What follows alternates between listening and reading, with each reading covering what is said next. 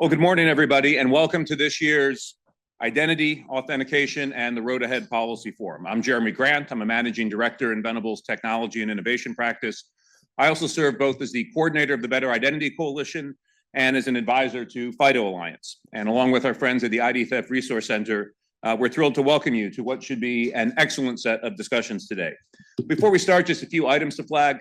Bathrooms are out the door here and basically down to the left. The women's is a little before the elevator. Men got to walk a little longer past the elevator bank. Lunch will be served buffet style outside this room, I think at 11:50, just where breakfast is today. We'll also have a reception afterwards at 5 o'clock that you're all invited to stick around for. I also wanted to flag that in addition to the full room here, we have another couple hundred people online. So we're not set to take questions from the online crowd, but I would ask if any of you are asking questions, grab one of the microphones. We'll have runners going around the room. That way our online friends can hear what you're saying. Also, we have a few reporters in the room, so don't say anything that you might not want repeated. So on with the event, identity. Identity is a rich and confusing and multifaceted topic in that the things in identity and authentication that say security weenies may care about are often different than what consumers care about, or for that matter, what the organizations that implement identity solutions care about. About the only thing everyone can agree on is that if you're a victim of identity theft or identity-related crime, well, you're pretty miserable and you want to see things work better. Our goal today in this event is to shine a light on as many different perspectives as we can when it comes to exploring different aspects of the digital identity and authentication challenge. And out of it, we hope that all of you come away with a better understanding of the issues and maybe some new perspectives. To be clear, while America is challenged by deficiencies in our digital identity infrastructure, or lack thereof, the story here is not just about challenges, and that when done right, identity can be the great enabler, providing the foundation for online experiences that are more secure and convenient and better for privacy than the legacy systems we have today. But as we'll talk about today, America is falling behind many of our peer countries when it comes to thinking about digital identity and authentication strategically. And with it, we're finding ourselves more and more vulnerable to identity-related cybercrime and scams relative to our peers who are ahead of us in planning to address these concerns. Now, while all of these trends are concerning, it's also a great time to be coming together to talk about these issues. We're just a week into a new administration that's promising major change and looking for new ideas with a focus on making government more efficient. And digital identity, if done right, can be a massive driver of efficiency, not just in government services, but beyond in terms of providing a platform for Americans to use more easily to protect and assert their identity, or in some cases, maybe just one or two things about themselves everywhere that they transact online. On that front, I'm thrilled to kick off the morning with an announcement that today, the Better Identity Coalition is releasing Better Identity in America, a policy blueprint for the new administration. There's copies of it out by the check-in desk if you'd like.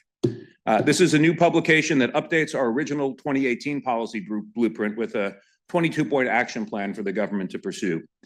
Now, while the 5 key initiatives that were in the original blueprint are the same, the new action plan underneath it has been revised to reflect both progress made by government since our original blueprint was established, as well as new areas where government is responding to emerging threats. And just for those of you who aren't familiar with the original blueprint, our key initiatives are: 1, prioritizing the development of next-gen remote ID proofing and verification systems with a focus on closing the gap between the physical credentials that are offered by government today and the lack of any digital counterpart. We also need to change the way America uses the Social Security number, understanding that the SSN plays an important role when used as an identifier, say to differentiate which of the 300 or so Jeremy Grants in the US is which, but it's pretty much useless as an authenticator or any other application that's designed around the idea that SSNs are secrets. With this, we need to promote more robust approaches to authentication that can stand up to some of the more sophisticated phishing attacks we're seeing that compromising not just passwords, but also some legacy forms of MFA. We'll hear a lot today about passkeys and why that's important. We also need to engage more internationally as new standards and approaches to identity are being crafted to ensure that those approaches reflect American values and harmonize where possible with our approaches. And we need to do more work educating consumers and businesses about best practices in identity and authentication. Now, as we noted in 2018, and we do again in this new blueprint, there is not a silver bullet that's out there that's going to address every challenge in identity and authentication. But collectively, the policy recommendations in this blueprint, if they're embraced and enacted and funded, can make a very significant dent in solving our problems in the next 2 to 3 years. With this new blueprint, we're also this morning publishing an open letter to the newly created U.S. DOGE service. DOGE, for those who don't know, stands for Department of Government Efficiency, which is now an official part of the White House. Some of you may have seen the announcement last week that as part of bringing what had been the DOGE Commission during the presidential transition into a more formal government entity, the U.S. Digital Service, which has been around as part of the White House since the Obama years, has been transformed through an executive order into the DOGE service and is now focused on aggressively looking to transform government. As we note in our letter to them, the issue of fraud and crime tied to compromised identities has, from our perspective, been viewed for far too long by parts of government just as a government benefits issue, when it's really a broader infrastructure and national security issue. Year after year, we see it's the same organized criminals in hostile nation states exploiting the same core weaknesses in digital identity infrastructure to steal billions, not just from government, but also banks, healthcare, retailers, fintech, payments, cryptocurrency exchanges. Adversaries like China and North Korea, as well as organized crime gangs, are ramping up their attacks on the US, focused on every sector, and we're finding ourselves more and more at risk. Now, to be clear, the concerns about fraud and cybercrime targeting government benefits are significant. The Government Accountability Office, the GAO, last year estimated fraud losses were costing the government between $233 billion and $521 billion annually. During the pandemic, GAO noted they estimated that between 100 to 135 billion of pandemic unemployment benefits was lost to fraud. But when you shift over to financial services, the numbers get even larger. So last year at this event, we heard from Andrea Gacki, who still is the director of FinCEN, the Treasury Department's Financial Crimes Enforcement Network.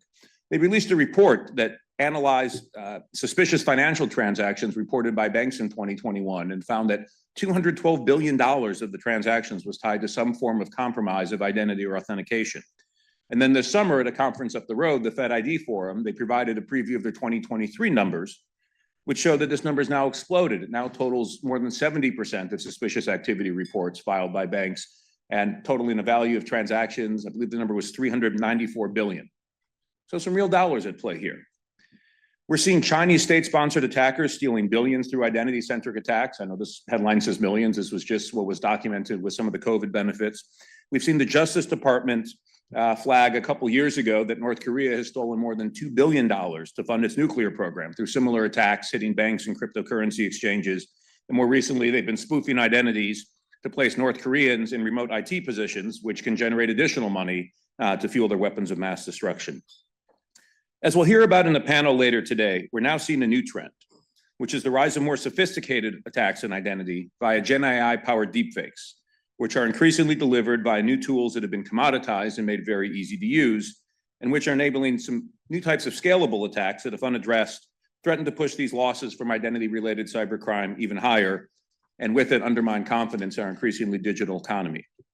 Now, deepfakes are fascinating and can be quite a bit of fun if they're being used for non-malicious purposes, like, say, making yourself into Prince or the Karate Kid. By the way, my favorite app of last year was one called Meme Me. If you want to go down a hole that will keep you from doing any productive work for a day or a week or whatnot, this is the app that you're looking for. In high school, I looked exactly like that. Everybody thought I was the Karate Kid. I used to get so much crap from people over it. Looked like Prince. I might have done better with the ladies. But anyways, I digress. Look, deepfakes are fun to play with, but they're a lot less fun if they're being used by the North Koreans to try and convince your company that a job applicant for a remote IT position is somebody else. So one of the themes you'll hear today is that in a world where deepfakes are more pervasive, it's going to become increasingly hard to trust any photo or video or voice. And with this, deepfakes will be able to, in fact, in many cases, they are already, fool many biometric systems, although there's some great biometric tools that are incorporating liveness detection that can help to spot and block some of these attacks. But one thing I keep coming back to is that there's one thing that deepfakes can't spoof, which is public key cryptography, and the basic question of whether you as a user are in possession of a private cryptographic key. And so identity and authentication solutions that are built around public key cryptography, be they FIDO passkeys and security keys for authentication, or new mobile driver's licenses that are emerging for remote identity proofing, are going to become much, much more important in defending against these new threats. This is one of the big reasons the Better Identity Coalition has made the need for a coordinated national strategy to accelerate the development and deployment and uptake of MDL such a big priority. You'll hear later today from my friend Andrew Shikiar, who's the Executive Director of FIDO Alliance, about how much uptake and adoption we've seen of passkeys over the last couple of years and how it's solving many of the authentication challenges in cyberspace because it's packaging public key cryptography into an easily usable form. But on the identity proofing side of things, well, things are moving a lot slower with MDLs, in part due to lack of necessary government attention. So on that note, while we're focused today on our new policy blueprint on the new administration, I did want to flag that the outgoing Biden administration issued a cybersecurity executive order in its closing days that had several critical provisions on MDLs that we were thrilled to see, including encouraging agencies to start using them for their own ID proofing purposes, directing agencies who have grant-making authority to explore if they could leverage those grants to fund states to help accelerate the pace of MDLs in the states and transition from physical to digital, and it directed NIST to accelerate guidance that's already underway that'll help both the states that issue MDLs and the relying parties that will accept them embrace standards and best practices that'll set a high bar for security and privacy when used in remote ID proofing. So we were thrilled to see this EO was not one of the ones that was repealed in the early days of the new Trump administration. And today we strongly encourage the new administration to look at these policies as the foundation of a broader digital identity policy that they can build upon. Bringing things back to the topic of government efficiency. As I noted earlier, the idea of tackling identity as an infrastructure issue has benefits well beyond security and fraud prevention, that it can make our transactions online more seamless for Americans as they interact with both government and the private sector. From an efficiency standpoint, it's worth considering that today, the account opening process to access financial or health or government services effectively forces many Americans to go through an online experience that effectively replicates the in-person identity proofing process that they already went through, probably complained about, to get a driver's license or a passport or a state ID card. Nobody likes going through these processes in person. Nobody really wants to have to go through an online version of it as a precursor to getting something that they need.